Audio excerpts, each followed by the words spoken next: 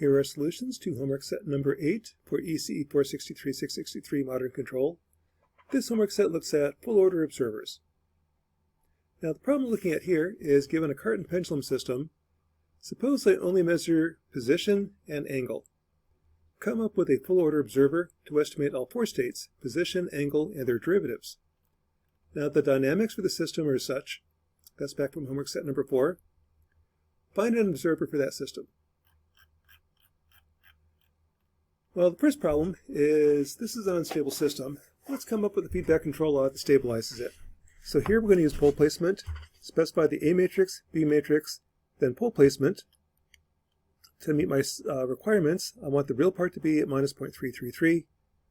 I want 10% overshoot, so there's the complex part.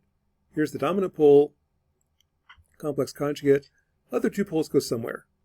Kind of arbitrarily, I put them at minus 2, minus 3. If I do that, here's my feedback gain times position, angle, velocity, angular velocity. Make the DC gain 1. With that, what the step response should look like is this. So here's my closed loop A matrix, closed loop B matrix. Initial conditions are all 0, and my input is a step. So you could use a step function or step 3.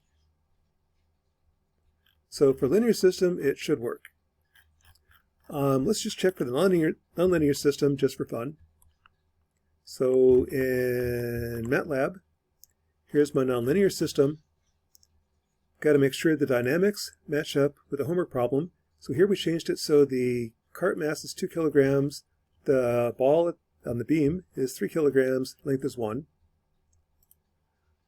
Come up with my A, B, C matrix, find the feedback gains. Observer, ignore that for now. I'll use full state feedback, feeding back the actual states, and that should work. So if I try that, here's what it looks like. Just focusing on the red one, that's the cart and pendulum system. That's stable. Okay, so I have a stabilizing set of feedback gains. Now if you notice, those feedback gains used all the states. Suppose I can't measure all the states. All I measure is position and angle. Well, one problem with having two outputs is pole placement only works with single output. I've got 4 equations, 4 unknowns with a single sensor.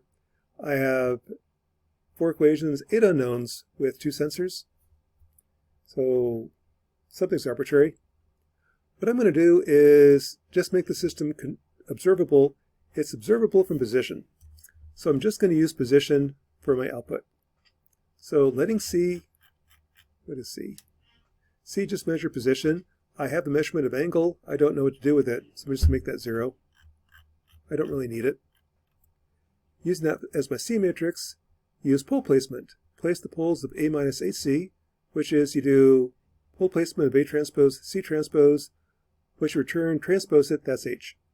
So there's my observer gain. As a check, the poles of A minus HC should be where you put them. In this case, it's stable.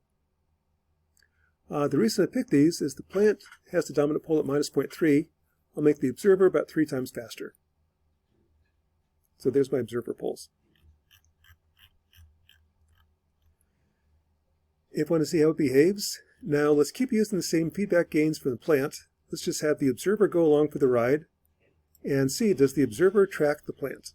So here's the plant, here's the observer. The augmented system becomes the plant is X, observer XE, state estimator. X dot equals AX plus BU. Feedback is A minus BKX. The observer is over here. I actually have 2 sets of feedback gain. XE dot is A times XE minus HC times XE. And for X, it's minus BKX times X. And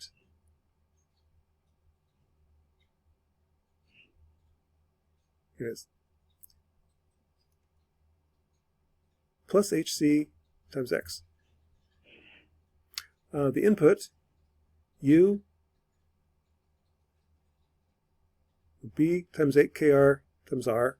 For the plant, B times KR times R for XE.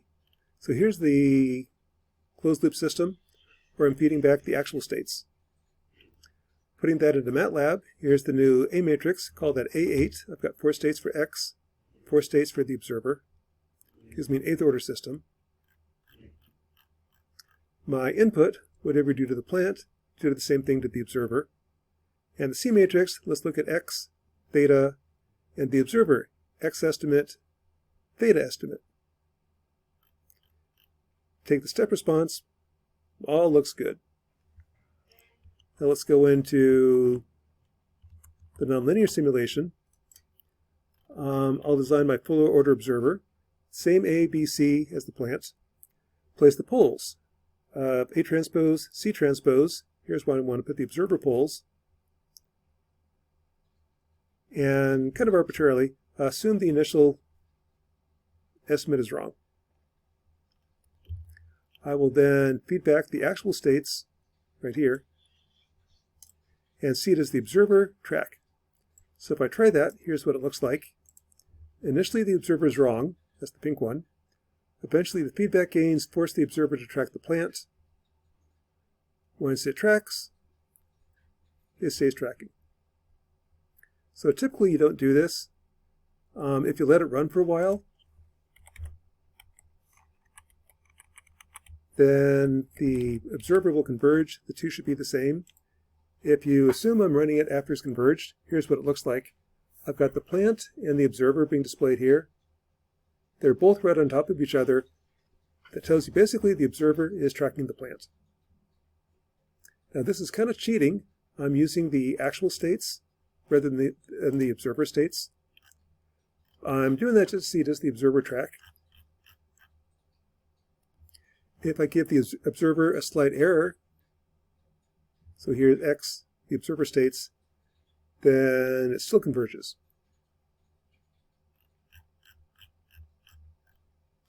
Finally, the acid test is instead of feeding back the actual states, feed back the observer states. That's the whole point behind the observer. I'm only measuring position. From the observer, I can estimate all 4 states. Once I've estimated the states, it doesn't really matter whether I use the actual states or the estimate. If the two are the same, I get the same result. So let's feed back the observer states. Now this BKX, instead of coming from X, the actual state, it comes from over here, the observer state. So that's actually what you normally implement. That brings KX down here from the observer. For the linear system, here's the closed loop A matrix, call that A8. Take the step response, it looks good. Everything works in the linear system. The acid test is, does it work on the nonlinear system? So let's just change this one line of code. I'm going to feed back the estimate, not the actual state. Does that work? So if I run it, works fine. That's not too surprising because the observer is tracking. If the observer states are the same as the plant states, no surprise that it does track. Now there's a couple ways this can fail. If I have a slight error in the estimate,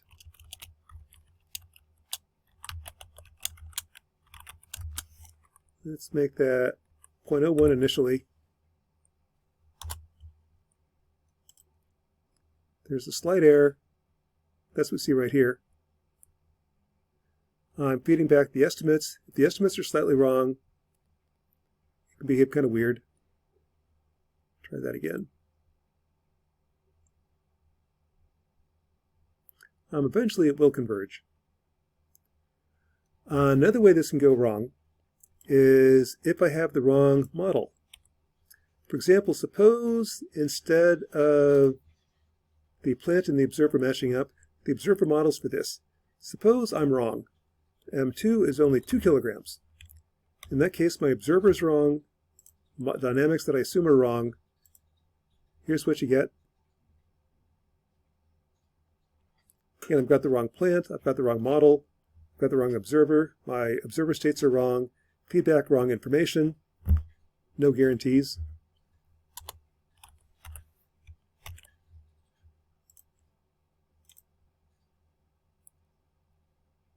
Still wrong. If you get it correct, Say this is supposed to be 3 kilograms for the ball.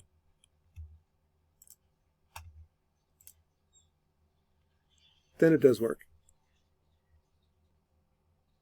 So you just have to be consistent. Whatever the plate dynamics are, you got to use those dynamics in the observer. So basically I know the input, I know the dynamics, I know the output. I can tell you what the states are. But you got to be right. I've got to use the correct dynamics in the observer for this to work. That is homework set number 8 for modern control. Observers.